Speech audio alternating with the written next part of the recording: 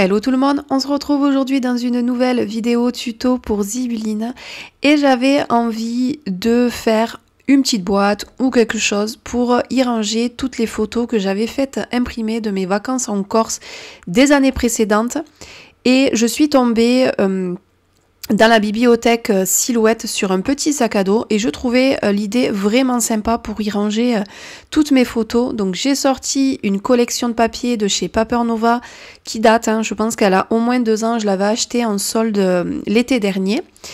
Donc j'ai sorti, je suis en train de regarder un petit peu ce que je vais choisir comme papier.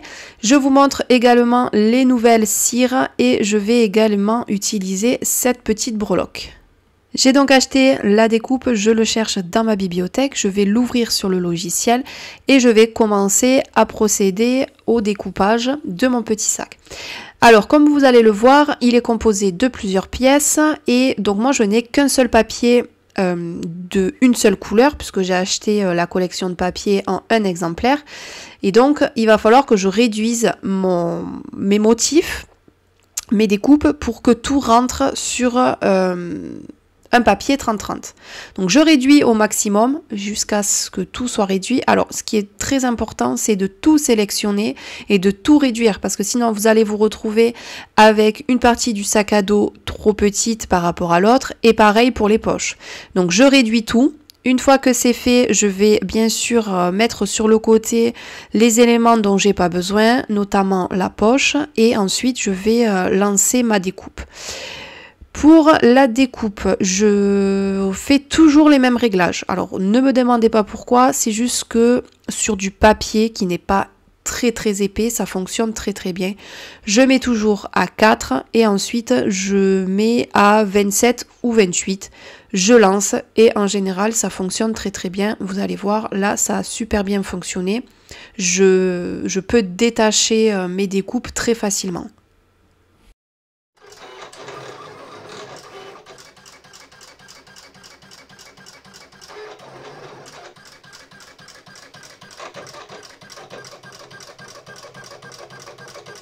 Donc je détache les deux parties et je vais commencer à faire les plis parce que la machine m'a également marqué les plis.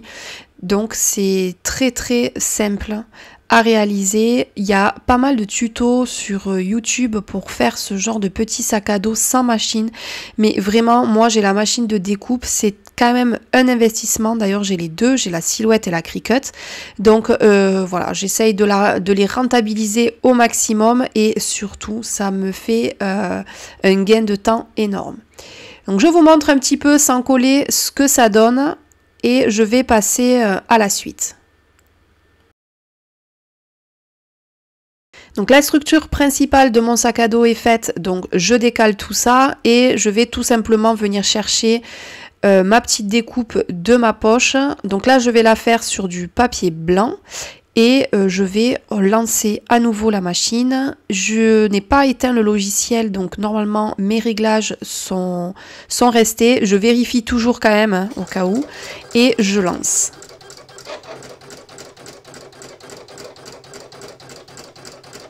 Je détache ma petite poche de mon tapis qui a assez bien collé. Je ne me suis pas fait avoir cette fois-ci. J'ai bien positionné mon papier pour qu'il colle super bien au tapis. Et ensuite, je vais marquer les plis. Donc vous allez voir, c'est une petite pochette à souffler. Donc il y a pas mal de petits plis. En plus, sur du papier blanc, je voyais pas très bien les plis. Donc... Mais bon, j'y suis arrivée quand même, c'est relativement simple. J'essaye de mettre en forme ma petite pochette et de comprendre, parce que sur le moment, j'avais pas compris que c'était une pochette à souffler. Mais voilà, franchement, c'est très simple à comprendre.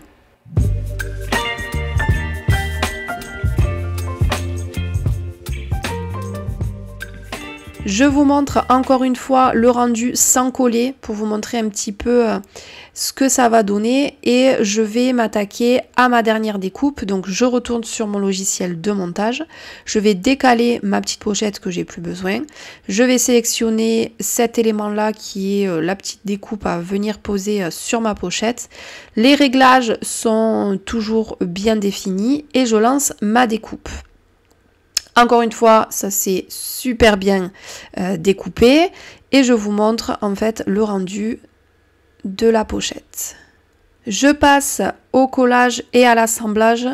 Très très simple, je vais tout simplement mettre de la colle sur mes petites languettes et je vais commencer à former mon sac à dos.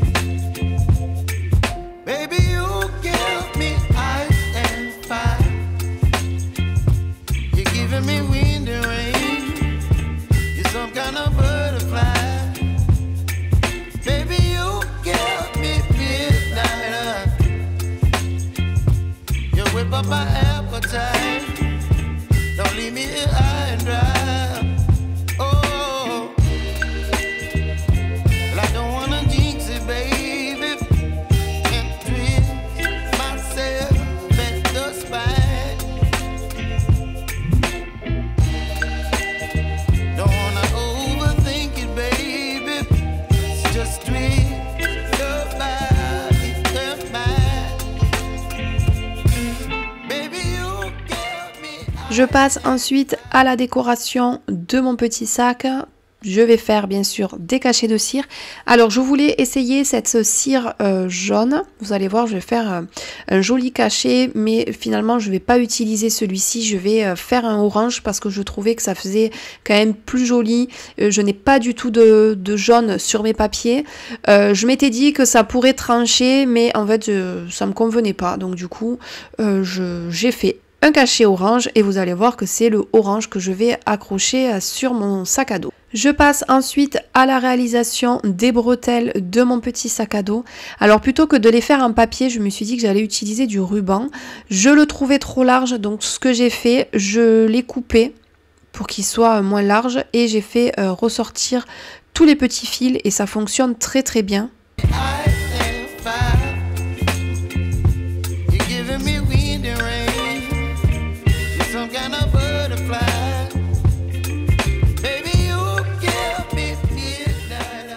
Ensuite, je l'ai tout simplement passé dans le petit trou que la machine de découpe m'avait fait. J'ai fait un petit nœud.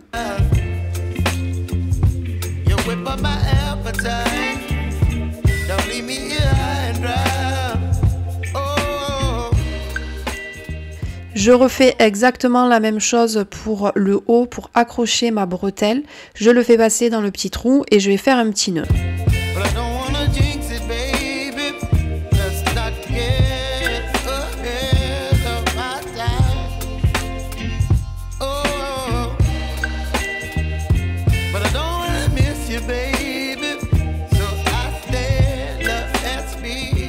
Je vous ai passé l'étape de la deuxième, mais j'ai exactement fait pareil.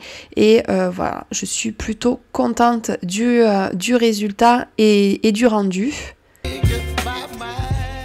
Je passe à la décoration de mon cartable et je vais accrocher mon cachet de cire avec ma breloque.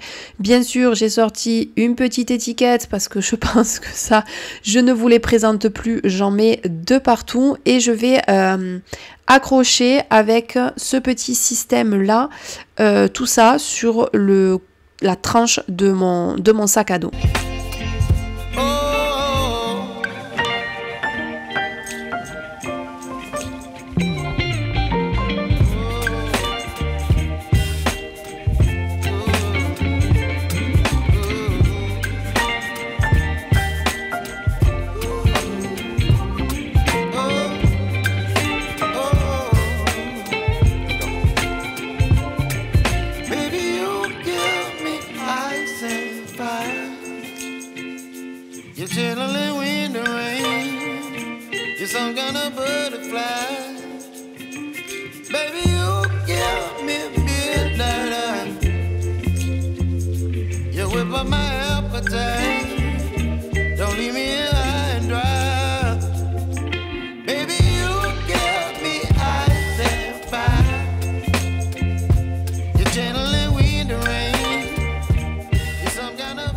je vous montre le rendu final de mon petit sac à dos. Je suis vraiment contente du résultat.